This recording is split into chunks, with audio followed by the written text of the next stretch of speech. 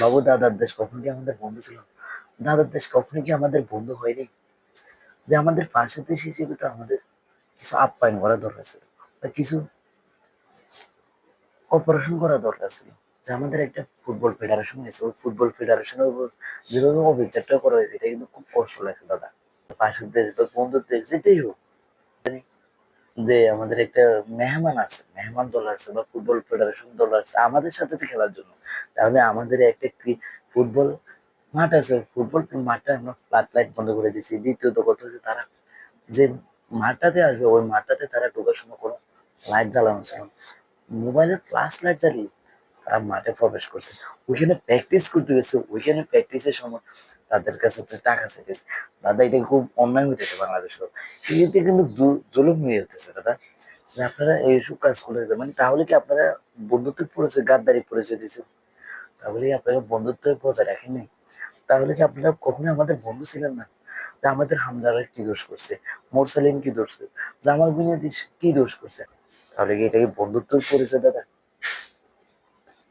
ঠিক আছে, আপনাদের দেশে কিছু উত্তেজিত মানুষ আছে, কিছু খারাপ মানুষ আছে, আমাদের দেশেও আছে কিছু উত্তেজিত মানুষ আছে, কিছু খারাপ মানুষ আছে, যাদের কারণে একটা টিম ম্যানেজমেন্ট, একটা মানুষ মানে অবিচার শিকার হইতেছে। এগুলো কিন্তু দাদা মানে না আপনাদের মুখে।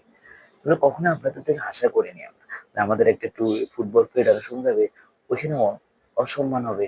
তাহলে তো আপনারা সমঝোতা কোথায় বজায় রাখছেন? একটু বলেন আমাদেরকে।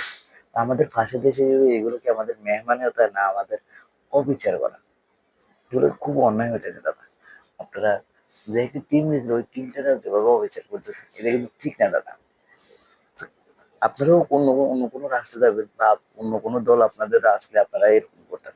শুধু একমাত্র বাংলাদেশের মানে অবিচার চলতেছে দাদা। বলে কি, টিমের জায়গায়, খেলার জায়গায়, এরপরে মনে করুন যে রাজনীতি নোংরা রাজনীতি করে যদি আপনারা খেলার ভিতরে নিয়ে আসেন, বাট এই গেমের ভিতরে নিয়ে আসেন, তাহলে কিন্তু এটা মানে না দাদা।